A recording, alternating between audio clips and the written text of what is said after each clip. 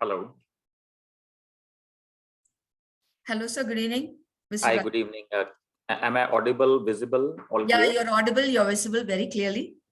Super, super. So then we'll mute for 5-10 minutes, right? Yep.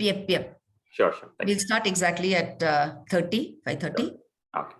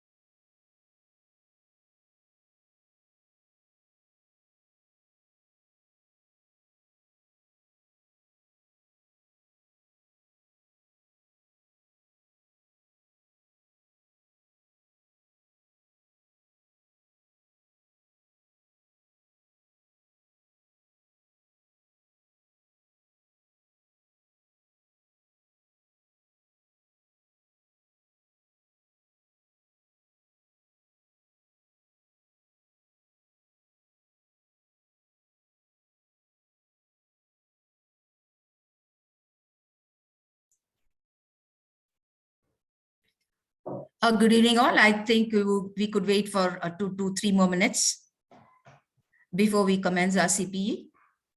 Just give us 2 minutes.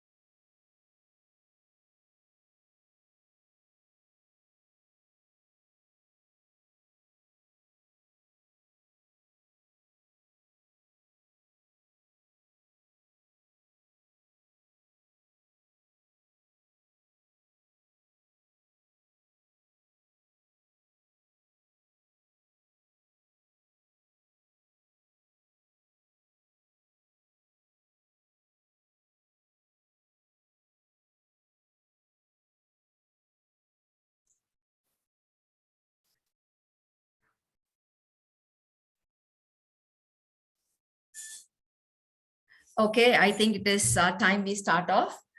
So I'll start with my welcome address. Very warm greetings to all the participants and the audience here for this CPE. Good evening, ladies and gentlemen. I'm more than grateful to be here and be a part of the CPE. Today, I, Vijay Vanitha, shall be walking you through the CPE. Before I invite the speaker, I would like to introduce you to the proceedings of the event. On behalf of ISACA Bangalore chapter, I would like to welcome you all and inform you that the CPE, Cybersecurity and Fraud Prevention in Artificial Intelligence and Machine Learning, will completely enlighten you. All the vital aspects regarding the topic will be conveyed to you. You shall exit the CPE web space with zero doubt, as our speaker will ensure that all your queries are answered. So you can post your doubts in the QA session. In the recent years, scientists have made huge advancement in artificial intelligence. AI software development is a massive market, and the technology is improving all the time. Machine learning and AI-enabled devices can access and store data more than the humans, including the mind-boggling statistics. Machines can detect patterns and use this information to generate solutions to any environmental problems. Modern artificial intelligence systems can capture and understand their environment in real time. They can make optimal decisions based on multiple signals in milliseconds. Some people associate AI with science fiction robots. But in reality, the technology streamlines and improves many day-to-day processes, allowing us to accomplish more in less time. AI plays a role in many aspects of our daily lives, from commuting to shopping to browsing to web, using your email program to healthcare. The best example of AI are your smartphones, your smart home devices, drones, and smart cars. Machine learning is changing the world by transforming all the segments, including your healthcare, services, education, transport, food, entertainment, and different assembly lines, and many more.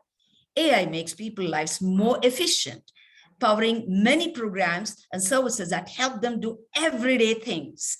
AI can dramatically improve the efficiency of our workplaces and can augment the work humans can do well. AI take more repetitive and dangerous tasks.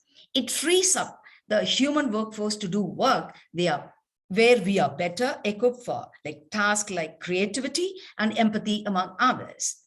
AI is already changing our world, causing an exponential increase in risk. Is your organization prepared for it? Are we prepared for it? Come, let us hear it from Mr. Rajiv Gupta. Kindly welcome Mr. Rajiv Gupta, a highly professional individual and the Vice President and Group Head, Internal Audit at Flipkart. Mr. Rajiv Gupta is an author, speaker, and a leader in governance and risk management. Prior to Flipkart, he worked as a Senior Vice President, Global Audit at Diageo, Head of Internal Controls for India, Southwest Asia at Coca-Cola, and Assurance Manager with PwC in India and London. He's a Chartered Accountant, CFA, CISA, DISA, and a data scientist. He is the author of Technical Guide on Internal Audit of Beverage Industry, published by Institute of Chartered Accountants of India in December 2013. He is a guest speaker with ICAI, ISACA, ACFE, IIA, Software Asset Management Strategy Europe, and National Academy of Direct Taxes. Over to you, Mr. Rajiv Gupta. The stage is all yours. Thank you so much, Vijaya. Thanks for the warm welcome, and thanks ISACA Bangalore chapter for having me here. It's so good to see 120 plus ISACA colleagues here on a Saturday evening and discussing about how AI and ML is changing the world around us. So let me share my screen and the sound. I hope I'm loud and clear and visible as well. So, so there are three things, ladies and gentlemen, I'm going to cover over next maybe 45 minutes or so, and we'll leave last 15 minutes for Q&A. So happy to answer potentially as many questions as possible, because this is an area which is ever growing, people are exploring this area more and more. Many different professionals are entering into this space, and hence you may have a lot of questions around this. So feel free to ask as many questions as possible. So broadly, three things I'm gonna talk about. One is how artificial intelligence is changing the world around us, what all is changing. Secondly, how this new technology can be used and is actually getting used for cybersecurity. And thirdly, how in the fraud prevention space, this new technology is being used. So broadly, these three things we'll cover. So let's get started with the first one, which is how AI ML is changing the world around us. So let me, quickly share this maybe 1 minute video with all of you. This is on deepfake and a fantastic example of how AI and ML can do something which we could have never thought of previously. So let's see this video, and then I will elaborate on this one. I am not Morgan Freeman, and what you see is not real. Well, at least in contemporary terms, it is not.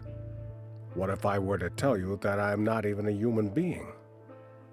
Would you believe me? What is your perception of reality? Is it the ability to capture, process, and make sense of the information our senses receive? If you can see, hear, taste, or smell something, does that make it real?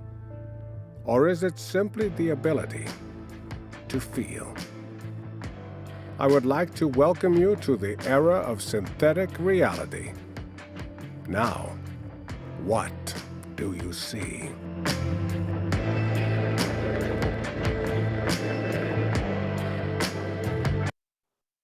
So with that, ladies and gentlemen, welcome to the world of synthetic reality. And why synthetic reality? Because the video, that 1 minute video which you just saw, was not of Morgan Freeman.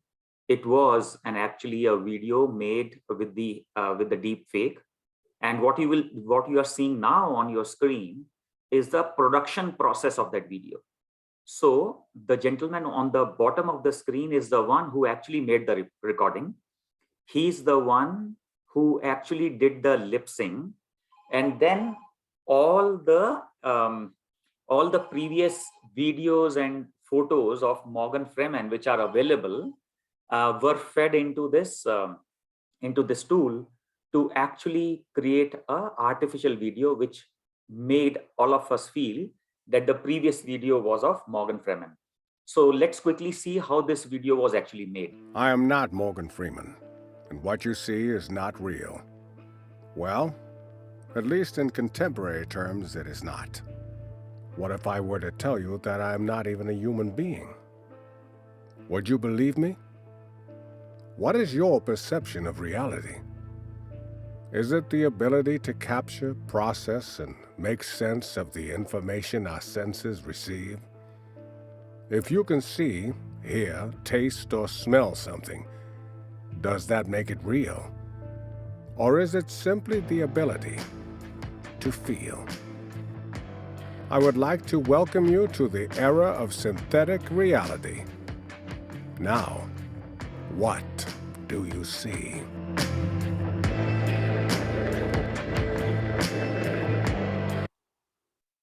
So ladies and gentlemen, that is the power of one of the use case of artificial intelligence. It is through deepfake, and for us as IT governance professionals, it is very important for us to understand about this technology. I encourage all of you to spend some time over this weekend in researching about deepfakes. A couple of call outs from my side. One, unfortunately, many of these deepfake tools are freeware.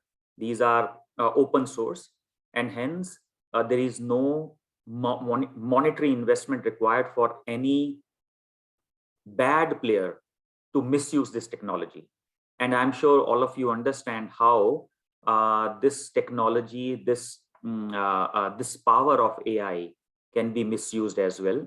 And unfortunately, it is actually already getting misused. There are some Fortune 500 companies where the CEOs or the CFOs of some of the countries, for them, this deepfake audios were made to make unauthorized payments to the vendors to whom the payment was not actually due. You can Google it and you will find that how the previous audio recordings of the CEOs or the CFOs were actually used to create a deepfake, where it was shown as if the CEO is asking the head of the, I think, the payables department to release XYZ million euros to a vendor to whom actually the payment was not due. So this gentleman actually rechecked with the CEO, I think on his registered mobile number or something like that, that, sir, do you really want us to release payment to this vendor? And he said, who said that? Why you are asking me this question? And that's when they got to know that a deep fake attempt has been made on them. So you will find some use cases on Google as well. Hence, it is very important for us as IT security professionals to understand what can be the potential exposure even to our organizations, and how we need to enhance the awareness especially in some of these critical functions like, especially the shared services like accounts payable, receivables, master data management, and so on. So more on that, you will find on Google. So that is one use case, ladies and gentlemen. Secondly, you will see who around us is gonna use artificial intelligence and machine learning the more. The simple answer is on this slide. You will see that even today and tomorrow, there are two types of organizations who are gonna make maximum use of this technology. The ones, number one, the ones which are trying to bring convenience to you as a customer. Yeah. Secondly, the ones who are trying to solve a problem for you. Broadly, these two. Number one, the ones who are trying to bring convenience. For example, Blinkit said, I will deliver grocery to you within 10 minutes. That's a convenience. Someone who is trying to solve a problem for you. For example, maybe around 10 years ago, Uber and Ola, they solved a problem for us for extended waiting lines. Now I'm sure many of you would say, we are again having the same problem, not getting cabs and all those. So I'm sure someone is gonna make use of AI and ML to solve our current problem as well. But broadly, these are the two buckets for which any organization, whether it's a startup or a reputed organizations, they're gonna use AI and ML to the maximum extent possible. And these are the organizations you will see making exponential growth. They are not gonna grow by 10% CAGR or 15% CAGR. They are the ones who are gonna grow exponentially because only of two things. They are either providing convenience to you or they are solving a problem for you. So this is how I see more and more adoption of AI and ML going to happen even in the near future.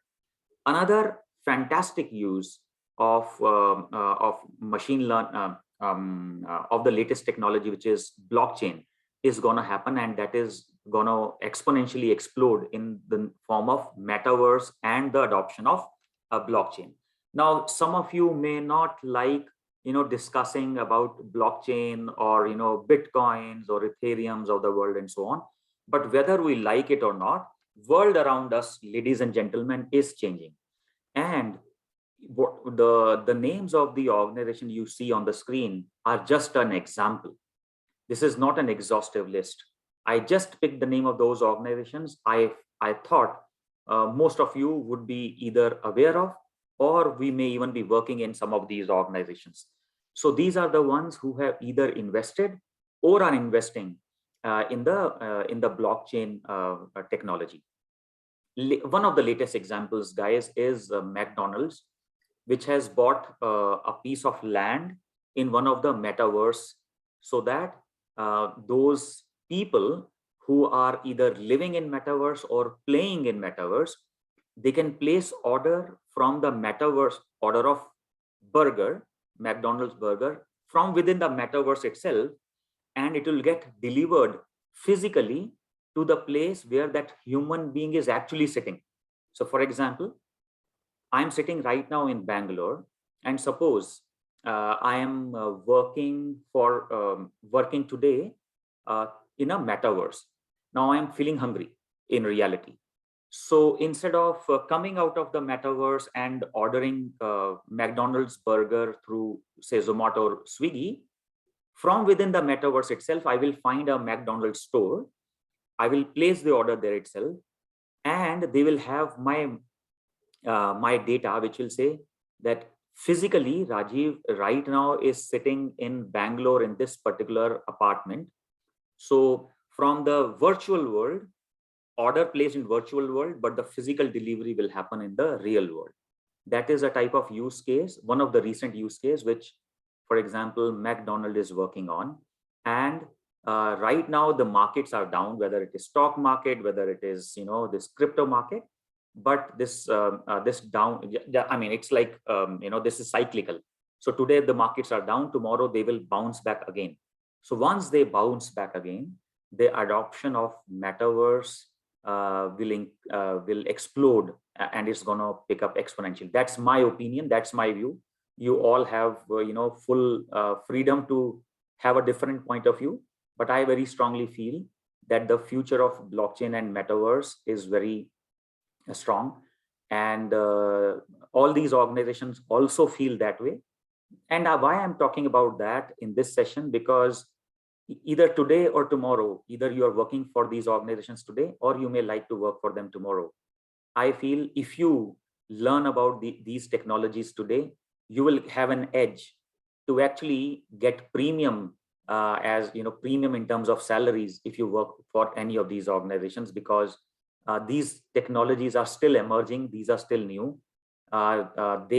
Nobody is very sure about how to secure metaverse, how to secure the use of blockchain within the organization. If some company is planning to make payments through bitcoins tomorrow, how for example, IT auditor, we are going to make sure that the payment process is secure, that nothing can go wrong, no unauthorized payment through bitcoins can happen.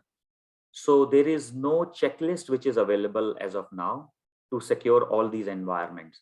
So I think we as IT professionals, IT security professionals, we have that opportunity right now to learn about these technologies and learn about the risks which arises from them, and help organizations implement the right governance around it. So this is a big space, in which I feel huge potential, including DeFi. DeFi is decentralized finance, and a lot of investments are happening in this space. So what does that mean? Essentially, anything for which you use either the banks or insurance companies, it is gonna move to the blockchain. Blockchain has its own advantages and disadvantages, but right now, advantages are weighing more, and hence a lot of investment is happening in that space. Just to put numbers in perspective, somewhere in November of last year, the total investment, total market capitalization of crypto was around $2.5 trillion, not billion, $1 trillion. Right now, because every market is down, whether it is stock market in US or in India or anywhere else, I think it is around 50% of its peak of November. It may be around $1 or $1.2 trillion market cap as of now, which is not small. And this $1.1 or $1.2 trillion is right now when it is sort of bottoming, sort of. So just think how much amount is getting invested in this technology by the high network individuals as well as by the corporates. And these are the corporates in which either we are working today or we would like to work tomorrow. So huge scope for us as IT professionals. Another way how artificial intelligence is being used is in the cyber, is in actually breaching the cyber security. So earlier, what used to happen, if someone has, say, programmed a malware, then what he used to do, he used to code it and he used to put it on the network. And depending upon the security of that organization's network, if for example, that code has attempted 10,000 companies to hack into or to enter into, it may succeed in 2, 3, 4, or maybe 10 organizations. And for remaining thousands of organizations, it used to bounce back. Why? Because the security was well defined, the ports were closed, and all those, the firewall and other settings were very well defined. This was earlier.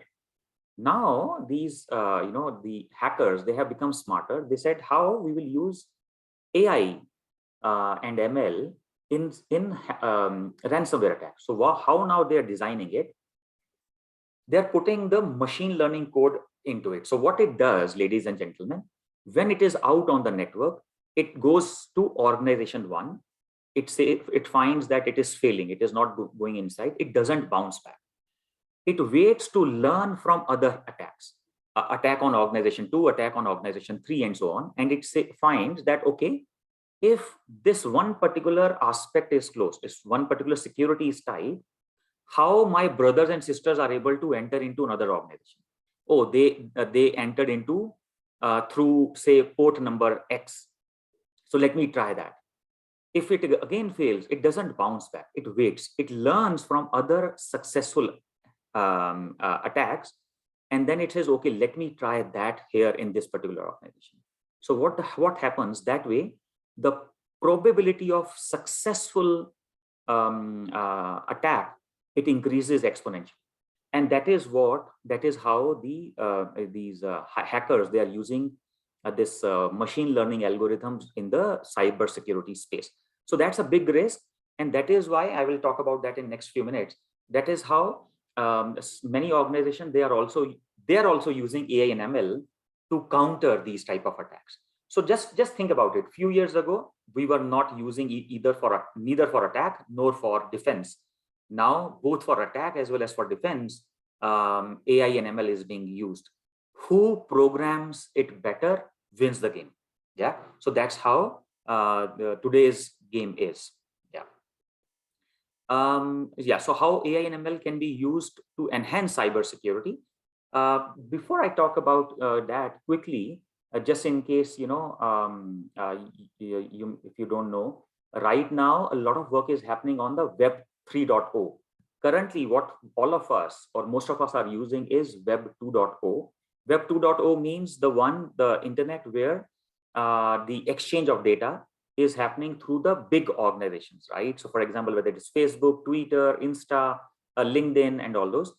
So whether you are consuming the information or you are uploading the information, it is all going into the servers of these 5-10 big organizations, including Googles of the world. So what is happening, while you think you are free, because you are free to consume data, you are free to share data, but whatever this exchange is happening, it is happening through these 5 to 10 organizations only. And hence, even today, what you see gets filtered by these organizations, and what you upload or what you share is actually lying in their servers. Tomorrow, they can share that with someone else without your permission. So that is the current world, Web 2.0. What experts are doing, they are developing Web 3.0, which is based on blockchain. And there are many browsers. For example, today you may be using Firefox or Microsoft Edge or Chrome and others. There are blockchain-based these browsers which are now available. Two of them, which I use, for example, are Brave and Opera Crypto. These are the ones which have a couple of advantages, guys. And I'm sure you may also start using this after today's call. By default, they don't track any of your activity, and your online tracking is disabled. Yeah, that is by default. However, you can decide, you can opt in to receive some of the optional advertisement. Why? So that the ads which you see, you will get paid for that in cryptos. Yeah. For example, if you install Brave browser and you opt to receive advertisements, then Brave has a crypto called BAT, basic, I forgot the full name, BAT. That's a crypto for Brave browser. So if you enable ad for that, and when you see those ads, when you consume those ads, you get paid in the form of cryptos. Yeah. So far, it doesn't happen that way. If I want to watch a YouTube video, if an ad comes at the beginning or in the middle, I have to watch that ad at least for a few seconds, and I don't get paid to watch those ads. But in the Web3 world, if you see ads, you will get paid for that. Yeah. So that's how it is democratizing the sharing of information and giving the power back to us as users. Yeah. That is the beauty. If you are not much aware of Web 3.0, I encourage you to do a bit of study over the weekend, because that is the direction in which world is moving. My feel is sooner or later, the Web 2.0, it may exist, but it may become irrelevant, because I expect the younger generation quickly moving to the Web 3 based browsers and dApps. dApps are decentralized apps, which are getting developed and which are providing all banking and insurance. You think of anything, not counter, a parallel world is getting developed in the blockchain space. If you need ICICI Bank, HDFC Bank for any services, there are startups which are creating a similar or maybe better experience in the blockchain-based world, and those are called dApps, DAPPS. So I'm sharing some of these words just in case any one of you is interested. Please explore more. Or if you are interested in me sharing more about that, maybe we can have a follow-up session as well, where I can go into some of these technologies in more detail. Yeah. Quickly, Rajiv, yeah, Rajesh. Before we go to the next slide, can we just come back to the previous slide? There is one specific question on that. Okay. Sam K asked, can you explain a little more with example? The users monetize data as they can see in version 3. How does the users monetize their data? That's a question. Yeah, sure. So what happens that in Web3 world, whatever data you have, whatever you want to share, it is under lock and key in various wallets. For example, one of the wallet is MetaMask. And whenever, maybe the next slide, yeah, this slide can help you. If you see the right-hand side portion of this chart, so what happens that whenever different dApps, these applications, they want to interact with you, they are interacting with you through your wallet, through those, whether it is MetaMask, there are various options which are available, and your information is stored there only. And whenever they interact, they're interacting with your information which is stored, and then they're going back. And whatever you want to see, only that information comes to you. If they want to sell anything to you, it is with your permission. For example, today, when you see an ad, you are not getting money. YouTube is getting money. Facebook is getting money. Instagram is getting money. But tomorrow, if they want to reach out to you, and why reach out to you? Because they saw that you are the ones who own iPhone, and they are, suppose this is a company who sells iPhone chargers, yeah, high quality, not the Apple charger, but iPhone charger of a different company, or they sell iPhone case. And when they interact with your MetaMask, they got to know that you use iPhone, and there is no point in reaching out to an Android customer. So they want to show their ad to you, but they can show it to you only when you opt for it. And for seeing that ad, you will get paid in the form of cryptos. How much cryptos you will get, how many ads you have to watch. Just like in YouTube, there are slabs which are getting developed by different web browsers, and you have to configure your browser to show to them that yes, you are interested in getting these seeing these ads, and you have to have that much watch time as well. So it's not that you watch a video for 1 minute and you will get paid 10,000 rupees equivalent of cryptos. No, it has to be a longer duration. But the point is, today, whichever ads you see, you don't get paid anything. It's the companies, those 5-7 companies which get paid. So this is how your data, and what is the example of your data? iPhone, that you are an iPhone user. All the apps, whether it is Facebook, LinkedIn, Twitter, Insta, ladies and gentlemen, they know right now where you are sitting, which phone model you are using. So they don't only know you have iPhone, they know which iPhone model you have. If you have Samsung, which Samsung model you have. So they have all the information about you. So they are monetizing it. In Web3 and Web5, you will be able to monetize that, because without your permission, nobody will be able to show you any ad or sell you anything. And if you say, yes, I want to see, you will get paid in the form of cryptos, which is supported by that particular web browser. Yeah. So that's a quick answer on this, on how you will be able to monetize. Yeah.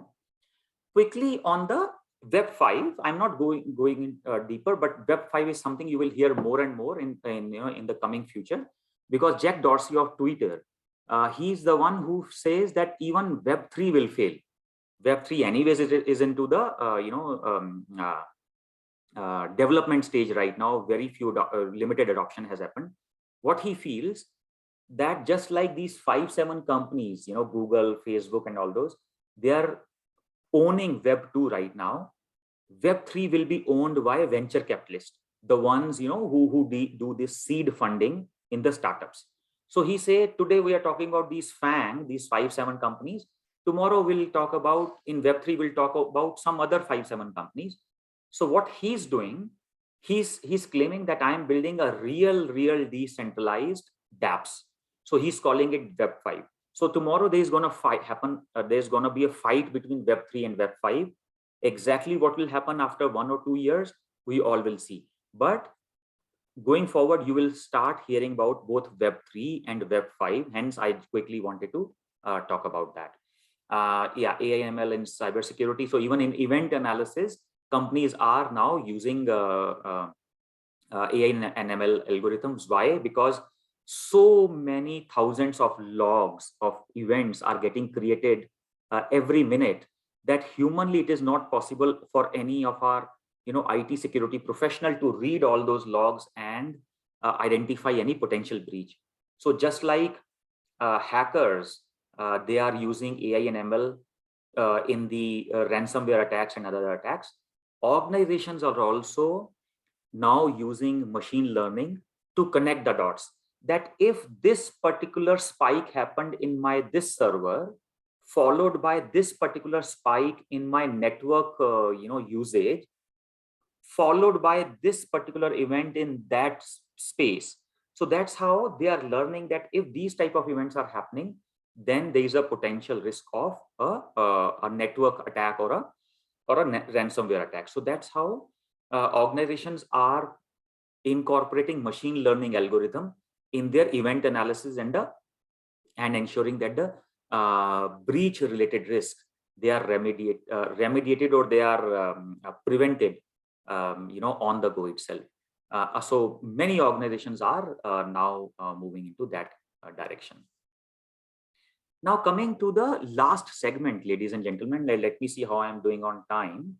Yeah, good. So last segment is on the fraud prevention techniques using AI and ML. Since I do a lot of work in the data space, so next 2-3 slides you may find a bit technical. Don't get worried just in case you are less into data space.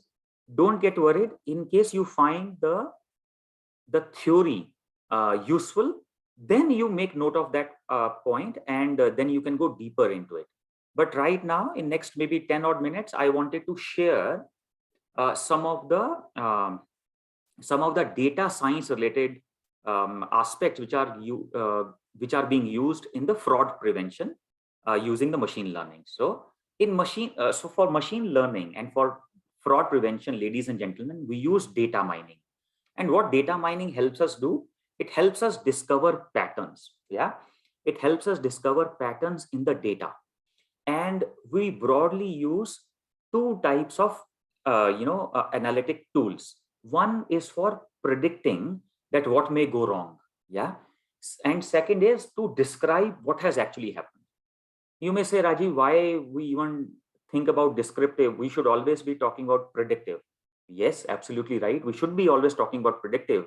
But the reality is, even with the best possible efforts, we may not be able to 100% predict and 100% prevent any fraud or manipulation in your organization. Hence, the predictive and preventive efforts, they have to be complemented by descriptive, so that in case even with our best efforts, if something went wrong, we learn from it.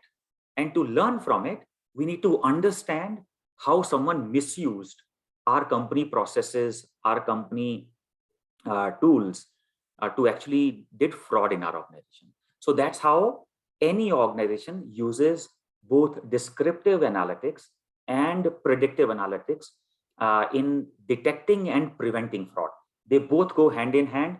No organization implements only predictive analytics. I will quickly talk about 3 types of analytics which we use in predictive analytics. One is the classification, and I will make it very, very simple for you. You don't have to go into the technical aspects. I will make it very simple. Classification analysis is the one where you just want to predict yes or no. For example, you want to predict whether fraud happened or not. It's a binary yes or no. You want to know whether when I am analyzing the events, my event logs or my security logs, whether the risk of attack is high or medium or low. Again, it is categorical, right? So you're not saying it whether it is whether that risk is 25 or 26 or 32. No, you are saying high, medium, low. How much is the potential risk? So again, it is classification. Yeah. Or if you want to predict whether the attack or whether the fraud is going to happen in Delhi or in Mumbai or in Calcutta or in Chennai or Vijayawada or Bangalore, where? So that way, if you want to have either a binary or a categorical output. Categorical means a set limit. You know, it has to be within these three categories or 5 categories or 10 categories. That is where we use classification analysis. And one of the very popular tool used for that is logistic regression. And there are tools which are available for that. You can do this analysis in Excel also. You can do this analysis in various tools like R, Python. So, you know, those of your colleagues who are into data science space, they will be, either they are using it or they will be able to implement that. But this is one very important use case in either preventing frauds using machine learning or detecting frauds. Yeah. Second is linear regression. That is again used for predictive analytics. What is linear regression? Some of you who may have studied, statistics earlier, maybe during graduation or something, you may remember the name. It is very simple. When you want to estimate the as a continuous number, the value, how much. So, for example, using classification analysis, you learned that yes, it seems fraud has happened. Okay. Now, the very first question which anybody would ask you is, can you tell me how much is the estimated fraud which has happened? Because first question you answered is yes, fraud has happened. Your CFO or the CEO will ask, what is the estimated amount? That is where, ladies and gentlemen, linear regression comes into picture. It helps us estimate the value. It helps us say that, boss, I think the estimated fraud is around 210 crores. Or it is 500 crores, or it is 50 crores. That is where we use linear regression. And this is one of the most common predictive analytics used across the world to estimate the amount. So we as fraud prevention professionals use it for this. Companies, the finance teams, they use it even for different things. When you invest in stock market, there are many, analysts who predict that the next quarter sales is gonna be this many thousand crores. Next quarter profit is gonna be this many crores. How you think they estimate? They estimate using linear regression. You open Money Control, you open any stock market site, they are making predictions about next quarter sale of your organization, next quarter profit of your organization. They are not gods. They are not just closing their eyes and making those predictions. They are using linear regression. So linear regression can be used both ways, by us in preventing fraud or in detecting how much went wrong, or by our colleagues in finance in estimating, in predicting profit, sales, and all those things. Last one in predictive analytics I wanted to talk about is association rules. This is also popularly called MBA, market basket analysis, and all of us are user of that. So for example, when you open Amazon or a Flipkart app, you would have seen that if you select, say Apple laptop, the moment you add it to your cart, you will, if you just scroll down, it will say people who bought this laptop also bought. So it will be showing you a couple of laptop bags wherein this Apple laptop can fit in. It may also be showing the Apple mouse. it may also be showing 2-year or 3-year extended warranty. How it is doing? It is doing it through MBA, market basket analysis. So it is using the historical data and putting some probabilities into that learning. It is saying, okay, if X number of customers in the past, if they bought this particular Apple laptop, what is the probability that they also bought these 2-3 things? Based on those probabilities, those recommendations are made to you on Amazon, Flipkart, Big Basket, whichever app you are using. Those recommendations are placed to you. So that is another fantastic use of predictive analytics, and it can be used for different purposes.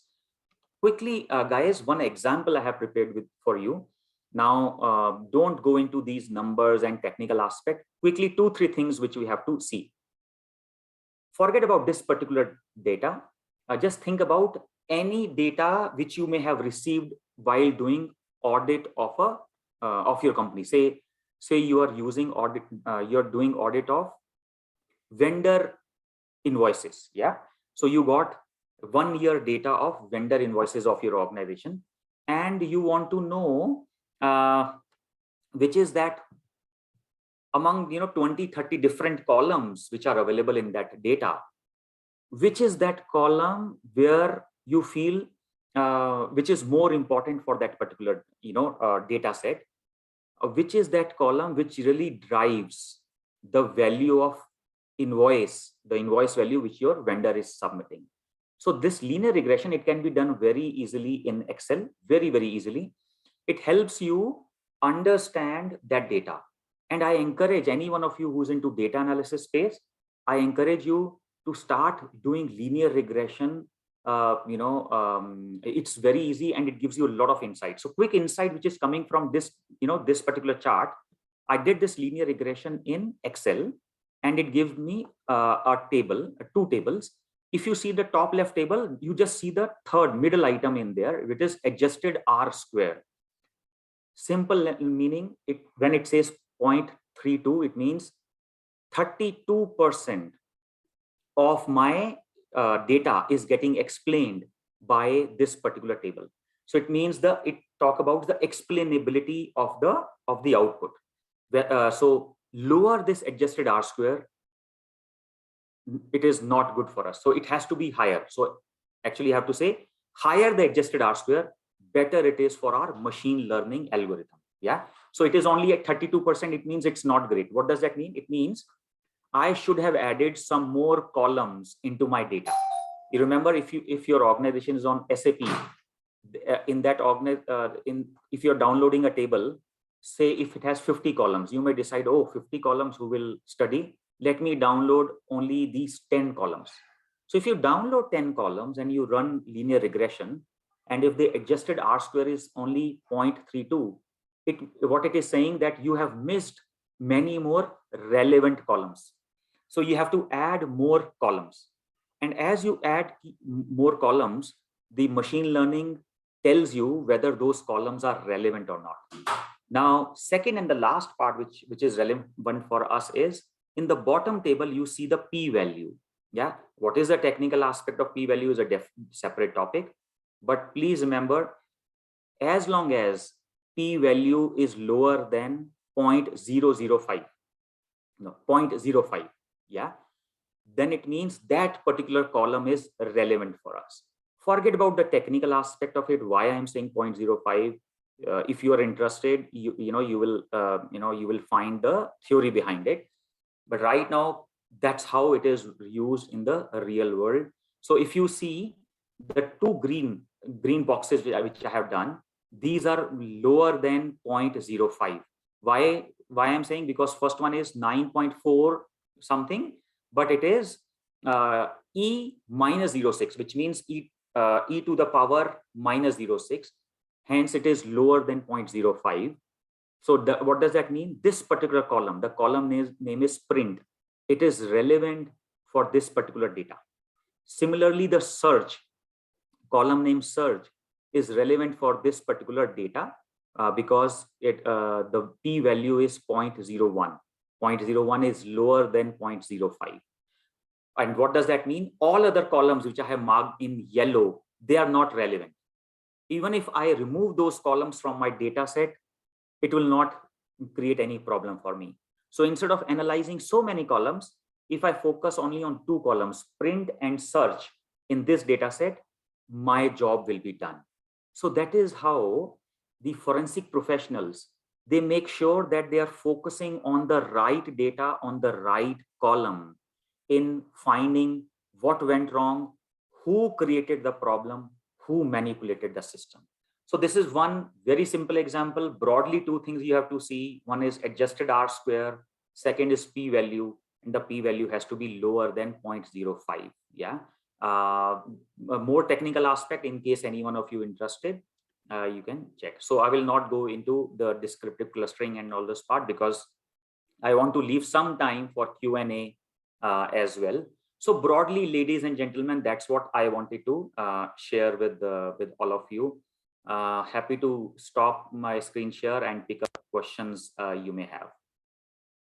I see there are a couple of questions. Let me pick those. One is, there have been multiple events that have been observed where Brave browser is being used as mode of ad and content delivery for hijacking browsers of the end users and further action accordingly. What are your thoughts on the same? See, ground reality is, please remember, while blockchain is considered to be safe, unhackable and all those things, but the technical aspect behind that is, if the nodes, the machines which are running that particular blockchain, if 51% of those nodes gets compromised, then that particular blockchain is at risk. Yeah. So that is one technical aspect we all have to remember. Now, is it really easy to, to take control of 51% of the machines which are running that blockchain across the world? It's not easy. It is very, very, very difficult, but it is not impossible. Yeah, it is very, very, very, and you can add many varies that way. Hence, this is a space which is still evolving. How many years old this blockchain as a concept is? I think maybe 12, 13-year-old only, right? And more investment, more and more research is happening in this space. So you will find some misses happening even in the blockchain space, and then they learn from there. But just think about it.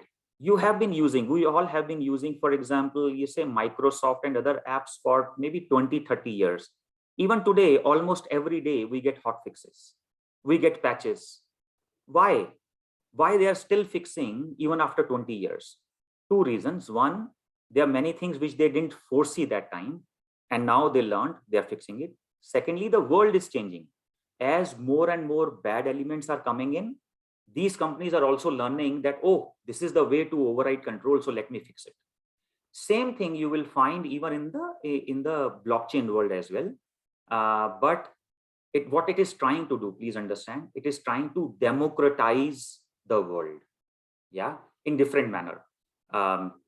As far as your data is concerned, it is giving the power back to you. As far as finance is concerned, it is making sure that even those people who have very low that score, what is that score? Without which you don't get a loan. I forgot that. CYBERSECURITY score, yes. So if someone has low CYBERSECURITY score, no banks will give loan, right? But in the blockchain world, you can still get loan, right? And yes, the terms and conditions will be slightly different, but it is democratizing the world in which we are living, and it is making sure that everybody is treated equally, and those who are less privileged, they also can grow in this world. So please remember, that is the basic use case.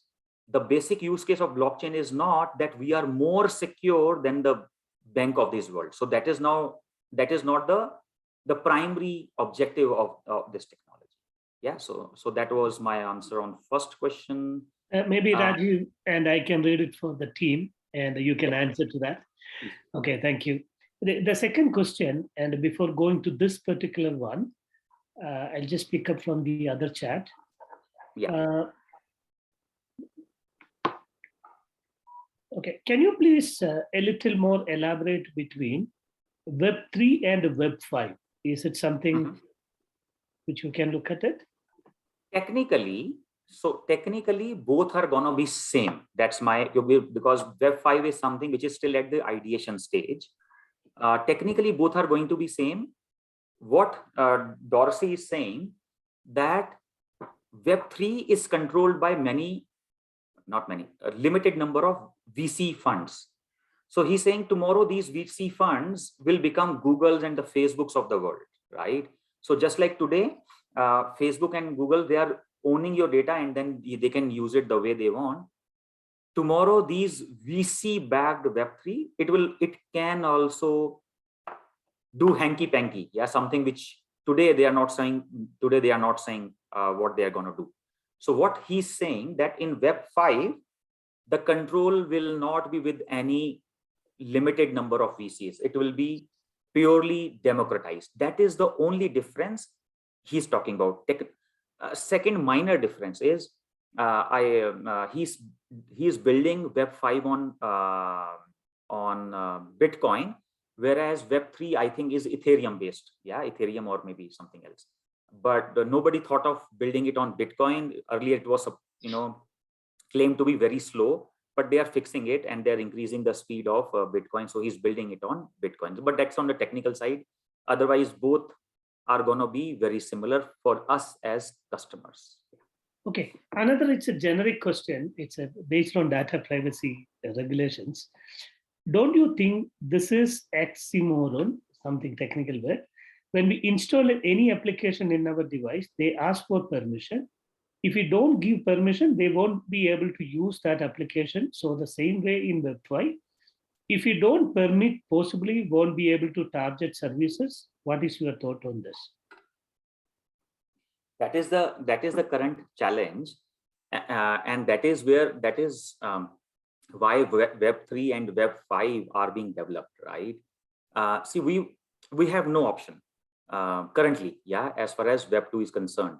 One good thing happened, for example, is, when you talk about cookies, yeah, with all that data privacy thing and GDPR and all those things coming in, now you see that in case of cookies, you have some rights. Yeah, you can manage your cookies instead of just saying I accept.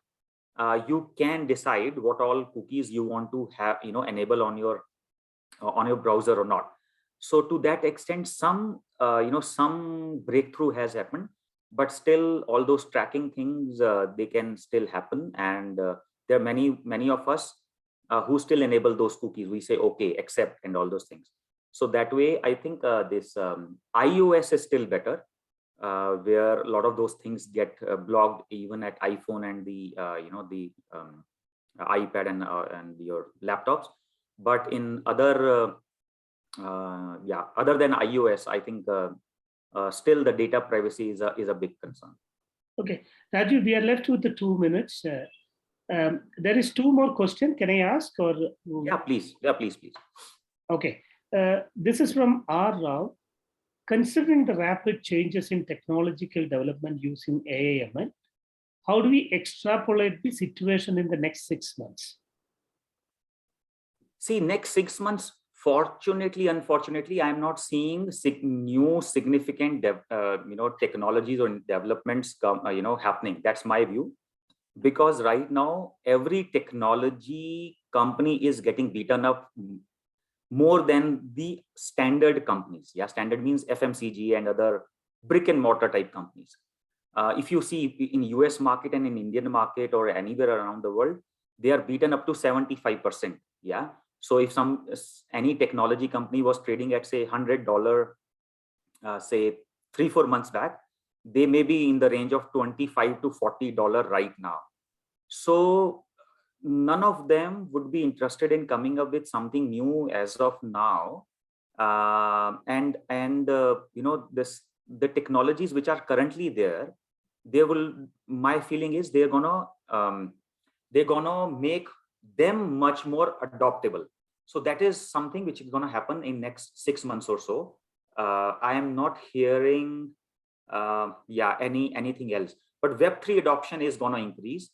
Let me give you an example. around 2 months ago, number of cryptocurrencies were around 17,000 2 months ago. And from November to June, in last 6 months, crypto world has got beaten like anything. Still, 3,000 more cryptocurrencies have been launched, 3,000 more. So today the count is around 20,000 cryptocurrencies are there. Now, my feeling is around 99% of them are crap. Please don't invest in them. Yeah, forget about them. But they are there. There are many people who are buying it. There are many unaware people who are buying it. So that way, I think people are seeing a lot of potential in the crypto world. So dApps, which is decentralized apps, they are going to explode, not only in next 6 months, but next few years. And their adoption will increase, especially among the younger generation. So that's what I feel. Okay. And the last question, although you are maybe answered earlier, maybe blockchain may be protecting by themselves using the technology, but the underlying systems also needs to be protected. Otherwise, it will have an impact on the overall blockchain. The question is, what is your thoughts on the recent hack of blockchain-based platform? They mentioned something of Poly network. Are you aware of? Or see, not only Poly. So Poly, I haven't read what happened, but even in the past, some hacks have happened, right? And as I said, a few minutes ago, please remember that these networks are secure till the time 51% of the nodes which are running that particular crypto, they are safe. Yeah. So if something goes wrong, yeah, and not only Poly, in case something has happened in Poly, not only Poly, there even in 5 to 7 other cryptos, this hack has happened in last 6 months or a year. So if you just Google, you will find. So I mean, it is not a surprise for me. Yeah, it is not a surprise for me, and that is why what the high value crypto investors, what they do, they're keeping all their cryptos in hardware wallet. They are not keeping in the soft wallet. I mean, how can I say? Just like in case of ICICI Bank and HDFC Bank, we all have enabled our online banking, right? It is like a soft wallet. If someone gets to steal your password and maybe clones your SIM, then two-way authentication he can take care, right? And he or she can log in into your online banking. That is called soft wallet. The people who have invested, crores of rupees, crores of rupees worth crypto, they have ensured that they have purchased a very economically cost hardware token. It's like a pen drive. So though they don't keep their cryptos in their online wallet, they keep it in their pen drive. Why you think they are doing it? It is highly inconvenient. They're still doing it. Why? Because they know practically any of these networks are hackable. Yeah, so there is no surprise in that. And if you just Google it, in last 6 months or a year, maybe in a year, 3-4 other hacks have already happened. And I'm not surprised with that. Then before I hand over to Vijaya back, 2 points from my side. So Rajiv, and at least from my perspective, I have attended several sessions, but this is one of the very, very interesting domain, which you explain very, very, what you call, from a common person's language. The way I captured that, the power of AI and ML, there are two items which we are addressing. Either it's for the convenience to the clients, or we are solving a problem. That means that's literally just give to a common man, and why we use AI and ML. It's very good, what you call, a capture of the entire session. And second, I was not literally sure about how this could be used for in the cybersecurity world. That also you literally explained. The people could use for attack as well as for prevention. Okay, that is a two power which I could capture. And Rajiv, thank you very much. And it's a very, very informative learning session. And thank you. And back to Vijaya. Thank you, Rajesh. Well, that was an inspiring presentation, Mr. Rajiv. Your years of research, your depth of understanding, and your ability to present the subject in an interesting way has produced one of the memorable evenings of our ISACA Bangalore chapter CPE history. I Thank you so personally appreciate your approach to the queries of our audience. And yes, I want to assure you that I am planning to go through whatever you've asked us to do this Sunday. Definitely, I'm doing it. And I personally appreciate our audience for making time to sit through the CP presentation. It was lively, engaging, educative, and fulfilling, yes, because of your presence, sir. And I would like to thank ISACA Bangalore chapter for organizing the CPE for the benefit of our professional members. Thanks a lot. Thanks to every one of you. Thank you. Thank you so much, and thanks for having me here with with my fellow ISACA colleagues. Thank you so much. You all have a great evening. I encourage all of you to research on some of these aspects because this represents future. This represents where the value lies in future, and you will be amazed about when you read about the potential of some of these technologies and the use cases. With that, best wishes to all of you. Thank you so much, ladies and gentlemen. Thank you. Thank you. Thank you.